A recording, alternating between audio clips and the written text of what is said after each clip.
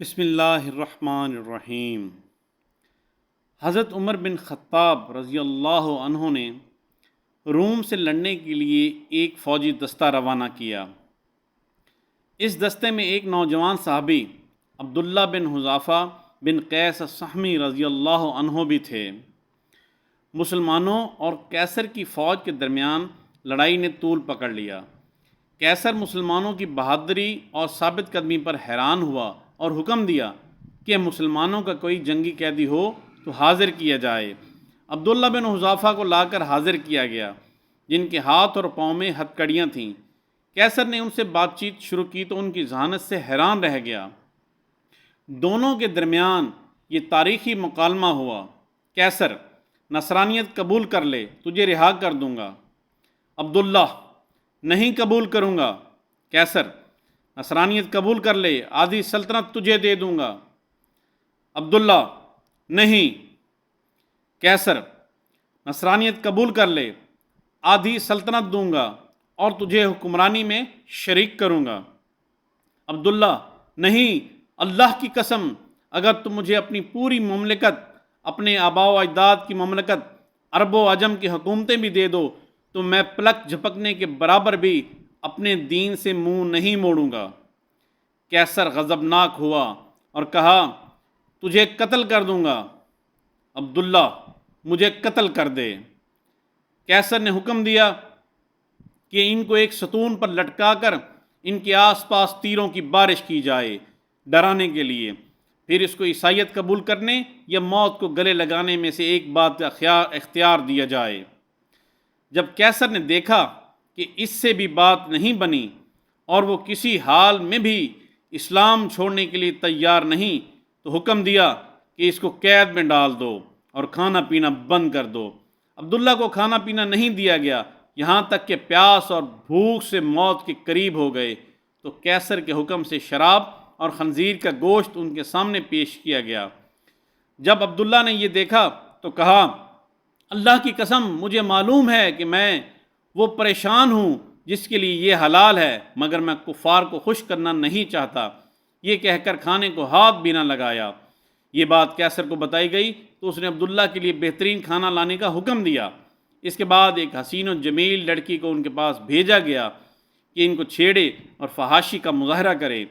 اس لڑکی نے بہت کوشش کی مگر عبداللہ نے اس کی طرف کوئی توجہ نہیں کی اور اللہ کے ذکر میں مشغول رہے۔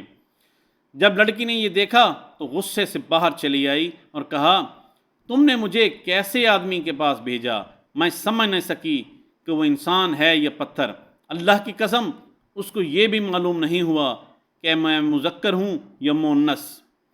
جب کیسر کا ہر حربہ ناکام ہوا اور وہ عبداللہ کے بارے میں مایوس ہوا تو ایک پیتل کی دیگ منگوائی اور اس میں تیل ڈال کر خوب گرم کیا اور عبداللہ کو اس دیگ کے سامنے لایا، اور ایک دوسرے مسلمان قیدی کو زنجیروں سے باندھ کر لایا گیا اور ان کو اٹھا کر اس ابلتے تیل میں ڈالا گیا، جن کی ایک چیخ نکلی اور دیکھتے ہی دیکھتے ان کی ہڈیاں الگ ہو گئیں اور تیل کے اوپر تیرنے لگیں۔ عبداللہ یہ سارا منظر دیکھ رہے تھے۔ اب ایک بار پھر کیسر عبداللہ کی طرف متوجہ ہوا اور نصرانیت قبول کرنے اور اسلام چھوڑنے کی پیشکش کر دی، مگر عبداللہ نے انکار کر دیا۔ کیسر غصے سے پاگل ہونے لگا اور حکم دیا کہ اس دیگ میں موجود تیل اٹھا کر عبداللہ کے سر پر ڈال دیا جائے۔ جب کیسر کے کارندوں نے دیگ کھینچ کر عبداللہ کے قریب کی اور اس کی تپش کو عبداللہ نے محسوس کیا تو وہ رونے لگے۔ آپ کی ان خوش نصیب آنکھوں سے آنسو ٹپکنے لگے جن آنکھوں نے رسول اللہ صلی اللہ علیہ وسلم کا چہرہ انور دیکھا تھا۔ یہ دیکھ کر کیسر خوشی سے جھومنے لگا اور کہا: عیسائی بن جاؤ، معاف کر دوں گا۔ عبداللہ نے کہا: نہیں۔ کیسر: تو پھر رویا کیوں؟ عبداللہ: اللہ کی قسم، میں اس لیے رو رہا ہوں کہ میری ایک ہی جان ہے جو اس دیگ میں ڈالی جائے گی۔ میری یہ تمنا ہے کہ میرے سر کے بالوں کے برابر جانیں ہوں اور وہ ایک ایک کر کے اللہ کی راہ میں نکلیں۔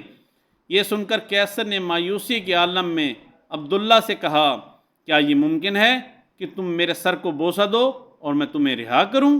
عبداللہ: اگر میرے ساتھ تمام مسلمان قیدیوں کو رہا کرتے ہو تو میں تیرے سر کو بوسہ دینے کے لیے تیار ہوں۔ کیسر: ٹھیک ہے۔ عبداللہ نے اپنے ساتھ دوسرے مسلمانوں کو رہا کرنے کے لیے اس کافر کے سر کو بوسہ دیا اور سارے مسلمان رہا کر دیے گئے۔ جب واپس عمر بن خطاب کے پاس پہنچ گئے اور آپ کو واقعہ بتا دیا گیا تو عمر رضی اللہ عنہ نے کہا، عبداللہ بن حذافہ کے سر کو بوسہ دینا ہر مسلمان پر ان کا حق ہے، اور خود اٹھے اور عبداللہ کے سر کو بوسہ دیا رضی اللہ عنہم۔